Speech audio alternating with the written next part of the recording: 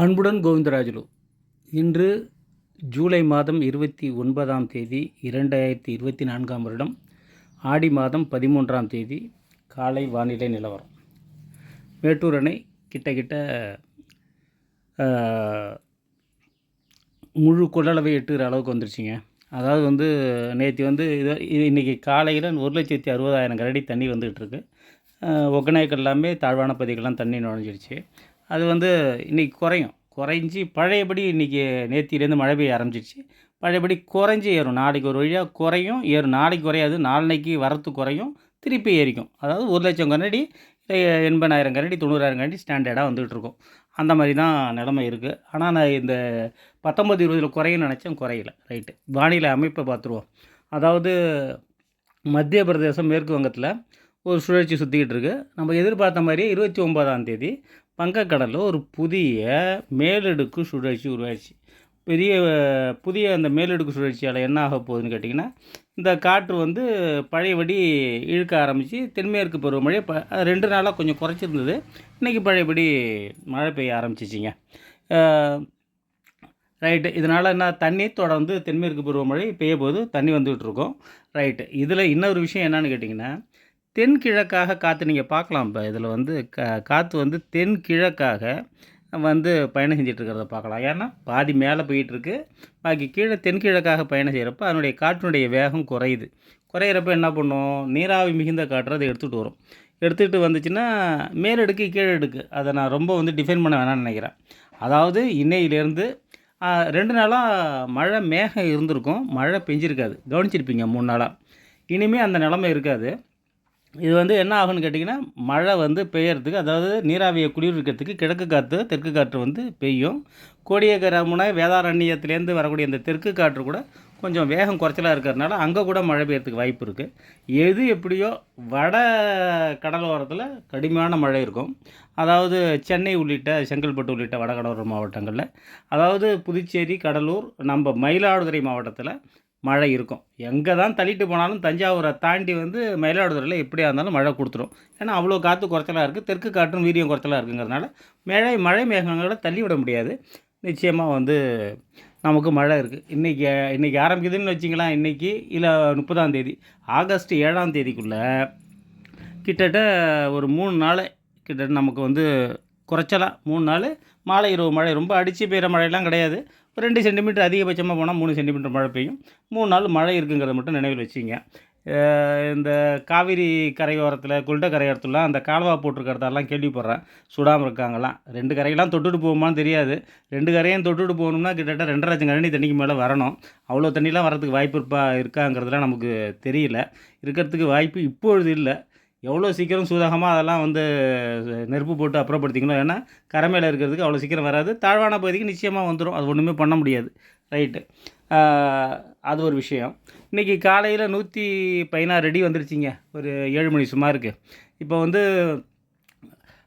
மணிக்கு புள்ளி கிட்டத்தட்ட 6 அடி ஏறும். 24 மணிக்கு, ஏன்னா 1,60,000 அடி தண்ணி வந்துட்டு இருக்கிறப்ப 24 மணி நேரத்துக்கு கிட்டத்தட்ட 11 அடி ஏறணும். 10 அடியே வச்சுங்க.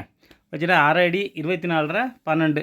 நமக்கு வேண்டியது 4 அடி தான் வேணும். இன்னும் 4 அடி இல்லை 5 அடி வச்சிங்க ஃபுல்லாக ஏற்றினாலும். அதனால் இன்னும் குறைச்சலாம். 10 மணி நேரம் 10 மணி நேரம் 10 16 வச்சிங்க. 16னா சாயங்காலம் 4 மணி இல்லை 5 மணிக்கு மேட்டூர் முழு கொள்ளளவை எட்டிடும். ஏன்னா இந்த 12,000 கனஅடி திறந்து விட்டது 8,000 கனஅடி ஆகிட்டாங்க. திருப்பி படிப்படியாக ஏற்றுவாங்க இன்றைக்கி மதியத்துலேருந்து. ஏன்னா அரசுகள் ஆலோசனை பண்ணணும். என்னென்ன வேலை நடந்துக்கிட்டு இருக்குன்னு தெரியல. அதற்காக தண்ணி லேசாக 8,000 அடிமே குறைச்சிருக்காங்க, 8,000 கனஅடியாக. அதெல்லாம் சரி பண்ணிவிடுவாங்க. சரி பண்ணிவிட்டு சரசரன்னு ஏற்றி ஆகணும். 1.5 லட்சம் கனஅடி தண்ணியும் கொள்ளிடத்தில் தான் போகுது. அதாவது காவிரியில் போய் முக்கம்புலேருந்து கொள்ளிடத்துக்கு போகுது. ஏன்னா எல்லாருமே அந்த ஷட்ரு வேலைலாம் நடந்துகிட்ருக்கு. ஏன்னா ஜூன் 12ஆம் தேதியெலாம் அவங்க முடிக்க மாட்டாங்க. இப்படி தான் தண்ணியில் போகிறதுக்கு. சரி, அதை பற்றிலாம் பேச வேண்டாம். இப்போ இன்னையிலேருந்து மழை இருக்குது. வடகிழக்கு பருவமழை, தென்மேற்கு பருவமழை லேட்டாக ஆரம்பித்தாலும், வடகிழக்கு பருவமழை லேட்டாக ஆரம்பித்தாலும் தென்மேற்கு பருவமழை இன்றைக்கி குறையும்னு நினச்ச நிலையில் இன்றைக்கும் பேஞ்சிக்கிட்டு இருக்குது. ரைட்டுங்களா? இன்னிலேருந்து ஆகஸ்ட் 7 வரைக்கும், ஆகஸ்ட் 20 வரைக்குமே மழை இருக்குது. ஏன்னா அடுத்த சுழற்சி வரும்னு எதிர்பார்த்துட்ருக்கோம். அது வந்த பிறகு தான் அதை சொல்லலாம். நிச்சயமாக ஆகஸ்ட் 7ஆம் தேதி வரைக்கும் நமக்கு மழை இருக்குது. மேட்டூர் அணை இன்றைக்கி சாயங்காலம் நம்ப போகுது. நாளைக்குலேருந்து இன்றைக்கி இரவுலேருந்தே மேட்டூர் அணையிலேருந்து 1,60,000 அடி தண்ணி திறப்பாங்க. அது என்ன ஆகும்னு கேட்டிங்கன்னா, நாளைக்கு நீர் வரத்து குறையும்னு சொல்லிட்டு பழையபடி ஃப்ளாஷ் நியூஸ் வரும். ஆனால் நாளன்னைக்கு பழையபடி ஏறிடும் 1,00,000 அடியா, ரைட்டுங்களா? நாளன்னைக்கு இல்லை, மறுநாள். இன்னும் இந்த வர்ற தண்ணியே 2 நாள் வரும். அதுக்கப்புறம் ஒரு நாள் கேப்பில் தண்ணி குறையும். அதுக்கப்புறம் திருப்பி பழையபடி தண்ணி அதிகமாகிடும். இதாங்க ஏற்ற இறக்கமாக தண்ணி வந்துக்கிட்டு இருக்கும். 70,000 80,000 இப்படியே வந்து கொள்ளிடத்தில் போயிட்டுருக்க வேண்டியதான்.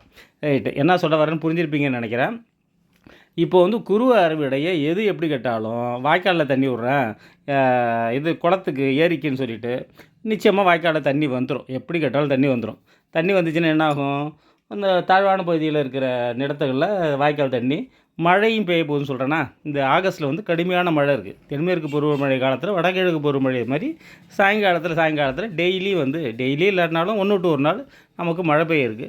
அதனால் குறுவை பயிரை வந்து கொஞ்சம் எல்லாம் அறுவடை காலத்தில் இருப்பீங்க. எல்லாம் வந்து கதிர் வந்துருச்சு. கதிர் வந்து எல்லாம் அறுவடை காலத்தில் இருப்பீங்க. அதெல்லாம் வந்து பாதுகாக்கிறதுக்கான வேலையை வச்சுக்க. ஏன்னா தண்ணி இல்லாமல் கஷ்டப்பட்ட காலம் போய் இப்போ தண்ணியால் கஷ்டப்படுற காலம் வந்துடும், ரைட்டுங்களா? இது வந்து இயல்பு தானேன்னு சொல்லிட்டு சிலர் கேட்கலாம். ஆமாம், இயல்பு தான், வேறு வழி கிடையாது. ஏன்னா இப்படியே சொல்லி இயல்பாக வச்சுருந்தா தான் விவசாயிகளோட நல்லா வாழ்ந்துடலாம், ரைட்டு. நான் என்ன சொல்ல வரேன்னு உங்களுக்கு தெரிஞ்சிருக்குன்னு நினைக்கிறேன். இன்றைக்கி சாயங்காலத்துலேருந்து மேட்டூர் நொம்பி உபரி நீர் வந்து வரப்போகுது. கிட்டத்தட்ட அது அந்த தண்ணி கொஞ்சம் கொஞ்சமாக இனிமேல் வந்து கொள்ளிடத்தில் தண்ணி ஓடிக்கிட்டே இருக்குங்க. அதில் எந்த விதமான சந்தேகமும் கிடையாது. அதாவது அக்டோபர் மாதம் வரைக்கும் தண்ணி ஓடிக்கிட்டு தான் இருக்கும். அக்டோபரில் தான் தென்மேற்கு பருவமழை குறையும். அக்டோபர் 21 தீபாவளி 10ஆம் தேதிக்கு தான் வடகிழக்கு பருவமழை ஆரம்பிக்க போகுது, ரைட்டு.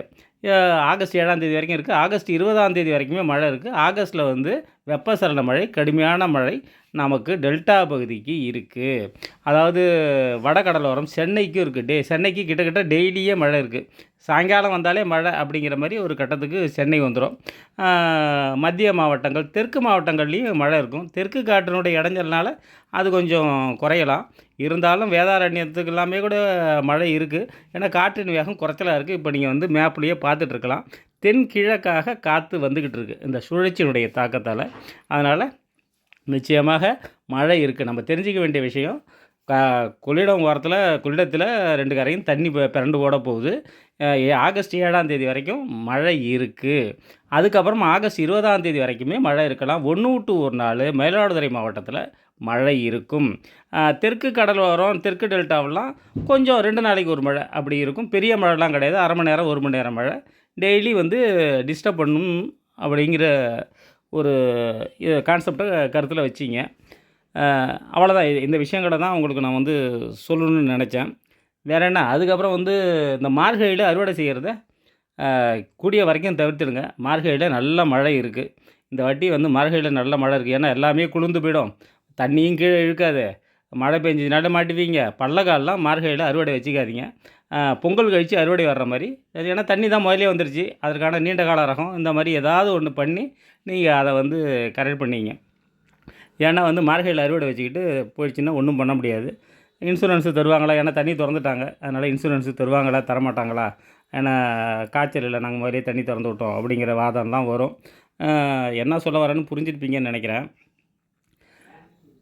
அதாவது விவசாயிகள் வந்து இனிமேல் வந்து ஒரு சூதாகமாக இருந்தால் தான் இந்த வானிலை அறிக்கை இதெல்லாம் கேட்டு நீங்கள் வந்து அனலைஸ் பண்ணி நீங்கள் இருந்தால் தான் பொழைச்சிக்கலாம். இல்லைன்னு வச்சிங்களேன், செலவு பண்ணிவிட்டு வீணாக போயிடும், ரைட்டுங்களா? புரிஞ்சிருப்பீங்கன்னு நினைக்கிறேன். நன்றி, வணக்கம்.